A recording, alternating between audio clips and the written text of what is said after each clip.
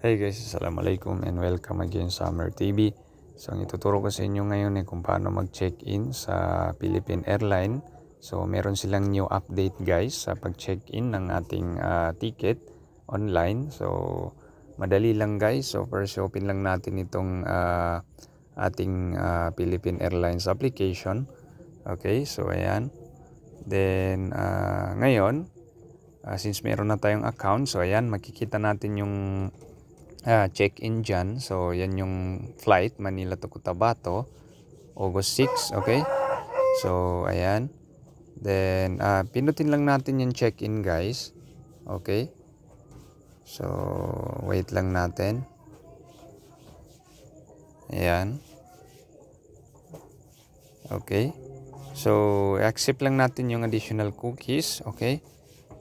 So open na yung pag-check-in guys, 48 hours. Pwede na tayo mag-check-in before the flight. Okay, so ayan.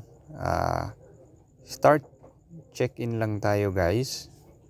So pindutin lang natin yan. Okay.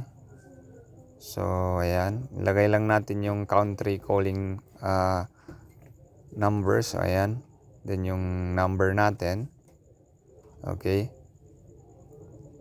So continue lang natin guys. So pindutin lang natin itong continue. Ayan. Okay. So check natin ito. Ito yung mga bawal dalhin sa loob ng eroplano. Okay. So check lang natin yan. Okay. Ayan. So ito yung mga bawal dalhin sa loob ng eroplano. So pag na-check na natin guys, so dito tayo sa I agree and continue.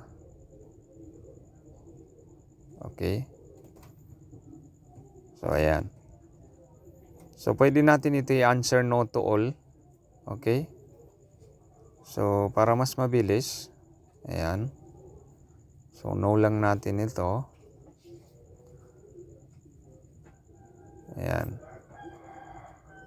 So no. Okay. So basahin lang natin yan. So no lang yan lahat. Okay.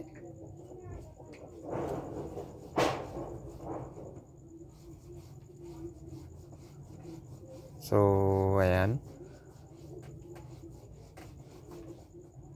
Then dito tayo sa baba. Ayan. So no lang natin yan. No. So continue. Okay. So may one error. So ang gawin natin guys, pag nagkaganyan, so answer no to all para mas mabilis. So meron tayo kasing yes dyan sa pinaka-first. So answer no to all. Then continue lang natin. Okay. So wait lang natin. Okay. So ito yung seats natin. Okay. So 42C. So yan yung seat number natin guys. So dito pa lang malalaman na natin kung anong seat tayo, anong number ng seat natin. Then confirm seat selection and continue. Okay. So ayan. Okay, so you're check-in.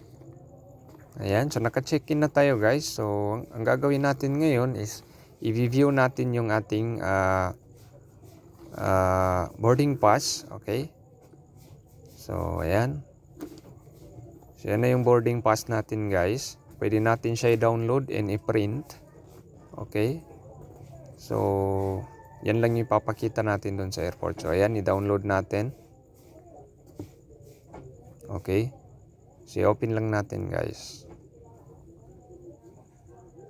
Okay. So ayan, wait lang natin.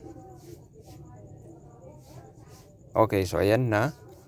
So as you can see, yan na yung ating boarding pass. So ang gagawin natin is i-print lang natin yan or di kaya screenshot.